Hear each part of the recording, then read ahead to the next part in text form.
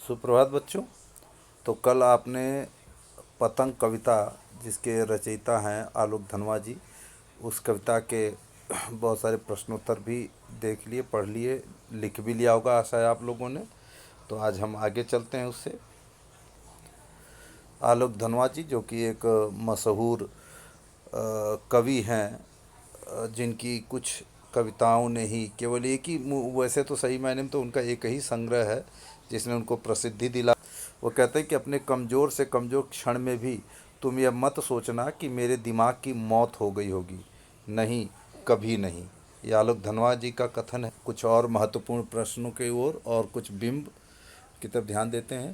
पहला प्रश्न है, सबसे तेज बौछारें गईं भादो गया के बाद प्रकृति में जो परिवर्तन कवि ने दिखाया है उसका वर्णन अपने शब्दों में करें। उत्तर है, पतंग कविता में कवि आलोक धनवा ने बच्चों की बाल सुलभ इच्छाओं और उमंगों का प्रकृति के साथ उनके रागात्मक संबंधों का अत्यंत सुंदर चित्रण करते हुए यह अभिव्यक्त किया है कि भादो मास गुजर जाने के बाद घनघोर बारिश समाप्त हो जाती है, शरद ऋतु का आगमन होता है, खरगोश की लाल आँखों जैसी चमकीली धूप निकल आती है, इसके कारण चारों ओर उज्ज्वल चमक बिखर जाती है, आकाश साफ और सुथरा मुलायम हो जाता है, हवाओं में एक मनोरम सुगंधित महक फैल जाती है। शरद ऋतु के आगमन से चारों ओर उत्साह एवं उमंग का वातावरण होता है, पतंगबाजी का माहौल बन जाता है। दूसरा प्रश्न देखें, सोचकर बताएं कि पतंग के लिए सबसे हल्की और रंगीन चीज़, सबसे पतला कागज़, सबसे पतली कमानी जैसे विशेषणों का प्रयोग क्यों किया है। उत्तर देखिए, पतंग के लिए सबसे हल्की और रंगीन चीज़, सबसे पतला कागज़, सबसे पतली कमानी जैसे विशेषणों का प्रयोग कर कवि उसका साकार रूप पाठकों के सामने रखना चाहते हैं, उनके मन में जिज्ञासा जगाना चाहते हैं तथा पतंग को विशिष्ट बनाकर उसकी ओर उनका ध्यान आकर्षित करना चाहते हैं, क्योंकि विशेष वस्तु प्राप्त करने की लालसा सबके भीतर होती है। अगला प्रश्न देखिए जो कि बिंब से संबंधित है। यह इसमें कि बिंब स्पष्ट करें। सबसे तेज बौछारें गई भादो गया सवेरा हुआ, खरगोश की आँखों जैसा लाल सवेरा, शरद आया पुलों को पार करते हुए, अपनी नई चमकीली साइकिल तेज चलाते हुए, घंटी बजाते हुए, ज़ोर ज़ोर से चमकीले इशारों से बुलाते हुए, आकाश को इतना मुलायम बनाते हुए कि पतंग ऊपर उठ सके। अब देखिए इसका क्या उत्तर है, बिंब क्या है कि उत्तर है तेज बौछारें। तेज बौछारें दृश्य जो है गतिशील बिंब है, सवेरा हुआ दृश्य स्थिर बिंब है, खरगोश की आँखों जैसा लाल सवेरा यह भी दृश्य स्थिर बिंब है जो कि रुका हुआ है, पुलों को पार करते हुए दृश्य यह गतिशील बिंब है जो चलता हुआ दिखाई देता है, अपनी नई चमकीली साइकिल तेज चलाते हुए दृश्य और गतिशील दोनों बिंब है, घंटी बजाते हुए जोर जोर से यह श्रव्य बिंब है जिसे केवल सुना जा सकता है, चमकीले इशारों से बुलाते हुए दृश्य गतिशील बिंब जो दिख भी रहा है और चल भी रहा है, आकाश को इतना मुलायम बनाते हुए स्पर्श बिंब जिसे छू करके एहसास होता है, पतंग ऊपर उठ सके यह दृश्य बिंब है। तो इस प्रकार से आप देखिए कि ये बिंब इसमें प्रयोग किए गए हैं। मूल रूप से देखें तो दृश्य बिंब, गतिशील बिंब, श्रव्य बिंब और स्पर्श बिंब ये मूल बिंब हैं। दृश्य बिंब जिसको हम देख सकते हैं, तो देखने में दो प्रकार की गतिशीलता भी होती है, एक तो केवल देख ही रहे, एक दूसरा गति भी है उसमें है, और एक स्थिर है। दो प्रकार के दृश्य बिंब होते हैं, एक में गति होती है, एक बिना गति के। सवेरा हुआ, इसी तरह देखिए गतिशील बिंब है पुलों को पार करते हुए, एक है अपनी नई चमकीली साइकिल ये भी दृश्य और गतिशील बिंब है, घंटी बजाते हुए जोर जोर से ये केवल सुना जा सकता है इसलिए श्रव्य बिंब है, और आकाश को इतना मुलायम बनाते हुए यह स्पर्श बिंब है जिसे हम केवल छू करके एहसास कर सकते हैं, पतंग ऊपर उठ सके यह दृश्य बिंब है। तो इस प्रकार से आपने बिंब से संबंधित प्रश्न देखें। अगला प्रश्न देखिए, जन्म से ही वे अपने साथ लाते हैं कपास। कपास के बारे में सोचें कि कपास से बच्चों का क्या संबंध बन सकता है। तो उत्तर देखिए, बच्चों के पैर कपास की तरह नरम, मुलायम और हल्के फुल्के और चोट खाने में समर्थ होते हैं, इसलिए वे पूरे दिन नाच कूद करते हैं। पतंग को ऊंचाई तक पहुंचाने के लिए धुन में वे इतने मगन हो जाते हैं कि कपास जैसे मुलायम उनके तलवे जमीन की कठोरता का अनुभव नहीं कर पाते। अगला प्रश्न है, पतंगों के साथ वे भी उड़ रहे हैं, बच्चों का उड़ान से कैसा संबंध बनता है? देखिए, पतंग उड़ाते समय बच्चे रोमांचित होते हैं।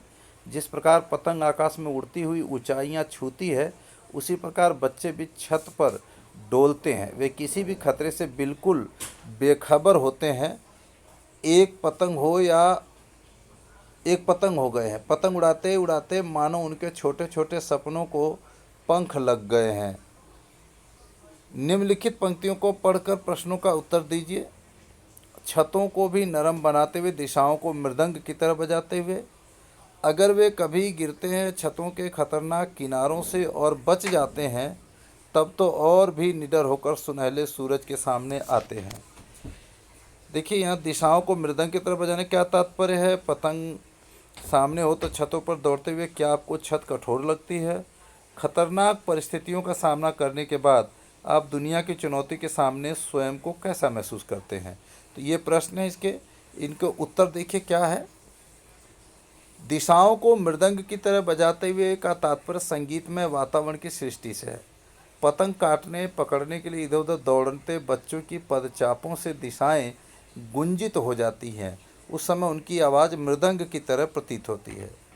दूसरा है, नहीं, जब पतंग सामने हो तो छतों पर दौड़ते हुए छत कठोर नहीं लगती, उस समय वे उसे पकड़ने की धुन में मगन होते हैं। तीसरा इसी का है कि खतरनाक परिस्थितियों का सामना करने के बाद हम दुनिया की चुनौतियों के सामने स्वयं को सक्षम महसूस करते हैं। निडरता उत्पन्न होने से आत्मविश्वास बढ़ता है। सातवां प्रश्न देखें, आसमान में रंग बिरंगी पतंगों को देखकर आपके मन में कैसे ख्याल आते हैं? लिखिए। उत्तर है, आसमान में रंग बिरंगी पतंगों को देखकर मुझे मन होता है कि मैं पंछी बनकर स्वच्छंद नभ में उड़ता फिरूं और उड़कर क्षितिज तक पहुंच जाऊं। क्षितिज यानी जहां पृथ्वी और आकाश मिलते हुए नजर आते हैं। अगला प्रश्न है, आठवां, रोमांचित शरीर का संगीत का जीवन के लय से क्या संबंध है? उत्तर है, जब हम किसी कार्य को पूरा करने में मग्न हो जाते हैं, तब हमारा शरीर जैसे उस कार्य की लय में डूब जाता है। उसी प्रकार संगीत सुनते हुए हम उसकी लय ताल में खो जाते हैं, इसलिए कहा गया है रोमांचित शरीर का संगीत। कुछ और प्रश्न हैं। कविता का प्रतिपाद्य बताइए। देखिए, इस कविता में कवि ने बाल सुलभ इच्छाओं या उमंगों का सुंदर वर्णन किया है। पतंग बच्चों की उमंग व उल्लास का रंग बिरंगा सपना है। शरद ऋतु में मौसम साफ हो जाता है। चमकीली धूप बच्चों को आकर्षित करती है। यहाँ धूप में बड़ी की मात्रा लगा लेना, गलती से छोटी की मात्रा है। वे इस अच्छे मौसम में पतंगे उड़ाते हैं। आसमान में उड़ती हुई पतंगों को उनका बालमन छूना चाहता है। वे भी पट विजय पाकर गिर गिर कर भी संभलते हैं। उनकी कल्पनाएं पतंगों के सहारे आसमान को पार करना चाहती हैं। प्रकृति भी उनका सहयोग करती है। तितलियां उनके सपनों की रंगीनियत को बढ़ाती हैं। शरद ऋतु और भादों में अंतर स्पष्ट कीजिए। भादों के महीने में काले काले बादल घुमड़ते हैं और तेज बारिश होती है। बादलों के कारण अंधेरा छा जाता है। इस मौसम में जीवन रुक जाता है। इसके विपरीत शरद ऋतु में रोशनी बढ़ जाती है, मौसम साफ होता है तथा धूप चमकीली होती है। यहाँ भी देखिए, धूप में धूप लिखा है, बड़ी की मात्रा कर लेना, चमकीली होती है, चारों तरफ उमंग का माहौल होता है। शरद का आगमन, भादों का महीना जुलाई के बाद जो अगस्त का महीना होता है ना, उसी को भादों का आधा जुलाई आधा अगस्त, उसे भादों कहते हैं। शरद का आगमन, शरद यानी अक्टूबर, सितंबर का 15 दिन और अक्टूबर। शरद का आगमन बच्चों की खुशियों के लिए होता है। वे पतंग उड़ाते हैं। वे दुनिया की सबसे पतली कमानी के साथ सबसे हल्की वस्तु को उड़ाना चाहते हैं। बच्चों के बारे में कवि ने क्या क्या बताया है?